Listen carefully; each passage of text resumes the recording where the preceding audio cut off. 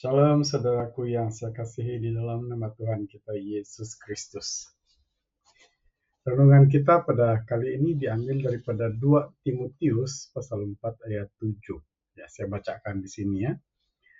Aku telah mengakhiri pertandingan yang baik. Aku telah mencapai garis akhir dan aku telah memelihara iman. Demikianlah firman Tuhan. Nah, saudara, kalau kita lihat di dalam pembacaan sebentar tadi itu, kita pada keseluruhannya sebenarnya dalam ayat itu merupakan satu dorongan Paulus kepada Timotius, dan dorongan itu sangat penting kepada Timotius sebab pada waktu Paulus menulis surat itu dia merasakan bahwa saatnya semakin dekat untuk meninggalkan dunia ini. Jadi dia berikan dorongan kepada Timotius, ya. Kalau kita baca berulang-ulang kali ayat 7 tadi, kita dapat melihat dan kita dapat menangkap apa yang disampaikan oleh Paulus sendiri, ya. Di dalam ayat itu mengatakan mengakhiri pertandingan yang baik. Satu ayat dasar di situ yang saya nampak yaitu mengakhiri pertandingan yang baik. Apakah pertandingan yang baik itu? Kalau kita lihat betul-betul di situ, sebenarnya pertandingan itu adalah pertandingan antara kejahatan dan kesetiaan Paulus kepada Kristus. Ya, aku telah mengakhiri pertandingan yang baik. Jadi nampak di sini bahwa kehidupan orang Kristen itu merupakan suatu pertandingan. Dan sudah tentu lawannya adalah iblis.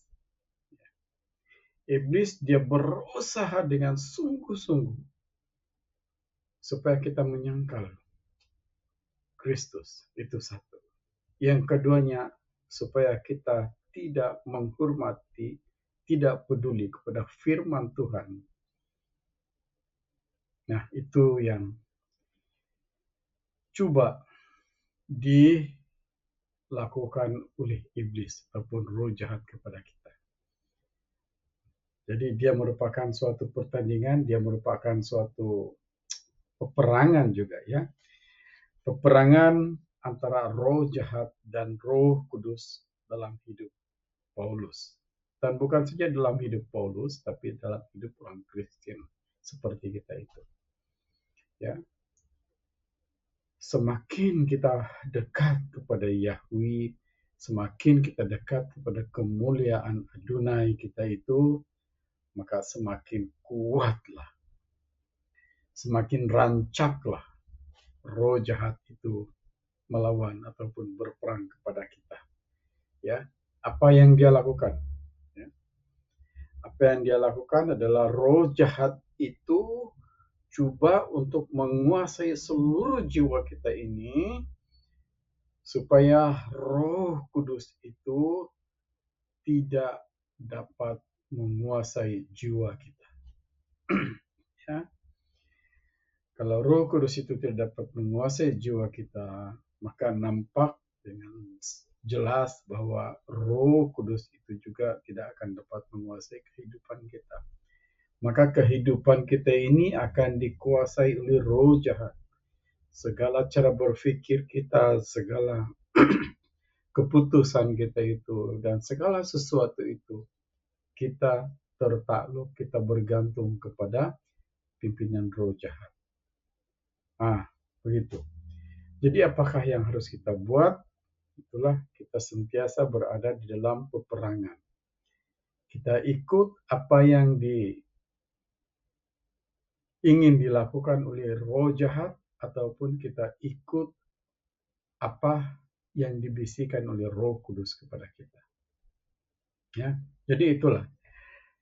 Menjadi Kristen bermakna menjadi musuh iblis. Ya, iblis itu adalah roh jahat. Menjadi Kristen bermakna menjadi musuh kepada roh jahat dan berperang dengan iblis yang ingin menguasai jiwa kita ini. Ya. Roh jahat itu ingin menguasai jiwa kita sebagai jalan untuk dia menaklukkan roh kita itu. Ya. Jadi nampak di sini jiwa kita itu sebenarnya adalah pintu kepada iblis untuk masuk ke dalam hidup kita untuk menguasai roh kita. Itulah yang dia buat kepada Hawa. Dia kata, tentulah Allah berfirman bahwa semua buah-buahan dalam taman ini kamu tidak boleh makan. Nah, dia menggunakan firman Tuhan. Dia menggunakan firman Tuhan. Dan selepas itu terjadilah pengaruh di antara sana sini. Dan akhirnya Hawa kalah. Jiwa Hawa itu telah dikuasai oleh iblis, roh jahat itu, dan akhirnya terjadilah perbuatan dosa, pelanggaran hukum manusia kepada hukum daripada Yahweh itu sendiri. Ya, jadi itulah saudara. Kita sangat nampak di sini bahwa iblis itu memang licik untuk menakluki ataupun masuk ke dalam jiwa kita dengan berbagai-bagai cara. Ya. Jadi kalau kita lalai, maka apa yang akan terjadi adalah kita akan kalah di dalam apa yang dikatakan oleh Paulus sebagai peperangan ataupun pertandingan iman itu sendiri. Jadi apakah yang harus kita buat sebagai penutup kita? Orang Kristen harus menghadapi peperangan itu. Saudara dan saya mau menjadi pengikut Kristus? Yes. Tapi untuk menjadi pengikut Kristus tidak bermakna Anda sudah menjadi Kristen dan Anda akan selesai, selisah. Tidak. Selagi kita berada di dunia ini, bermakna kita akan menghadapi, bukan saja akan, tapi kita sedang menghadapi, kita telah menghadapi peperangan, pertandingan iman. Itulah tugas malaikat yang telah dihukum itu. Pengikut-pengikut Lucifer, itulah tugas mereka. Menguasai jiwa kita, dan kalau kita kalah, maka kita akan menjadi hamba kepada kuasa gelap itu sendiri. Jadi apa harus kita buat di dalam mempertahankan iman kita, di dalam mempertahankan hubungan kita dengan Yahweh itu sendiri? Satu saja. Bahkan ada beberapa lah. Satu yang harus kita lakukan adalah disiplin. Ya, disiplinkan diri dengan doa yang teratur. Seperti yang dilakukan oleh Tuhan Yesus sendiri. Yesus bukan saja mengosongkan seluruh pemikirannya untuk diisi oleh kuasa Roh Kudus, tetapi dia memelihara disiplin doanya. Saudara boleh lihat dalam Matius pasal 14 ayat 23, pasal 26 ayat 36, Lukas pasal 3 ayat 21, ataupun pasal 6 ayat 12, dan banyak lagi lah. Saudara boleh lihat itu di dalam Injil, dalam perjanjian baru.